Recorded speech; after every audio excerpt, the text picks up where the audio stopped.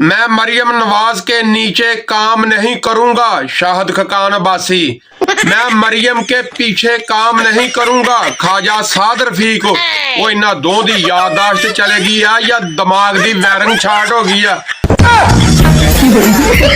मियां मोहम्मद नवाज शरीफ बेरा वाली सरकार शेरा वाली सरकार जड़ी ऑन फायर हो गई लंदन दे विचों। उन्होंने कहा गुजरांवाले तकरीर में जिन 3 किरदारों के नाम लिए वही पाकिस्तान की तबाही के जिम्मेदार हैं। पाकिस्तानी हुण इन्होंने मकबूलियत अपनी बहाल करने लिए उस दायरे के उत्ते अटैक करना ते तहरीक इंसाफ वाले आपां न्यूट्रल रहना वा। हुण इन्हां दोवां दी ਜਿਹੜੇ ਲਿਫਾਫੇ ਦਾਵਾ ਕਰਦੇ ਆ ਕਿ ਇਮਰਾਨ ਖਾਨ ਨੂੰ ਅਸੀਂ ਬਣਾਇਆ, ਉਹ ਗੈਰਤਮੰਦੋ ਤੁਸੀਂ ਤੇ ਘਰ ਦਾ ਖੁਰਾ ਨਹੀਂ ਬਣਾਇਆ। ਮਾਂ ਤੁਹਾਡੀ ਮੰਜੀ ਖੜੀ ਕਰਕੇ ਉੱਥੇ ਨਹਾਈਆਂ ਕਰਦੀ ਸੀਗੀ। पाकिस्तानियों कदर करो अपने जजीर आजम की ताड़ी खातर अरब के बादशाह से 1 अरब रुपए का सवाल किया।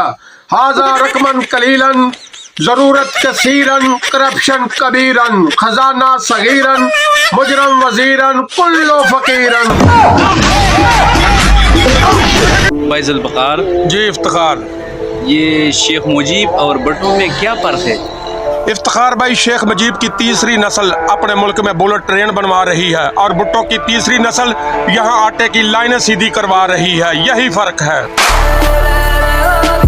मियां मोहम्मद नवाज शरीफ एक अच्छा, नेक दिल, ईमानदार और पाकिस्तान को लीड करने की बेहतरीन सलाहियत रखता है।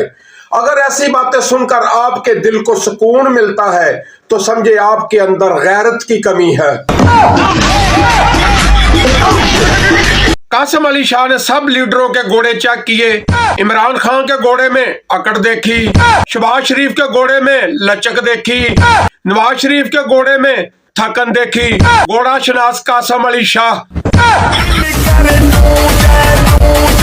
जदों दा आटा महंगा होया पटवारी अपने बच्चों ਨੂੰ ਵਾਸ਼ਰੂਮ नहीं जान देंदे। एक बंदे ने पूछा इन्होंने वाशरूम क्यों नहीं जान देंदे, कहंदे इन्होंने फिर भुख लग जानी है। मंसूर अली खान फरमा रहा है इमरान खान को मीडिया ने बनाया। ना पुत्र ना, उदों तो तू पैदा भी नहीं सी होया जो इमरान खान मीडिया की जीनत सी। आपने ना इमरान खान को बनाया ना दिखाया, बल्कि तुझ जैसे कमीने सहाफियों ने इमरान खान के नाम पर माल कमाया।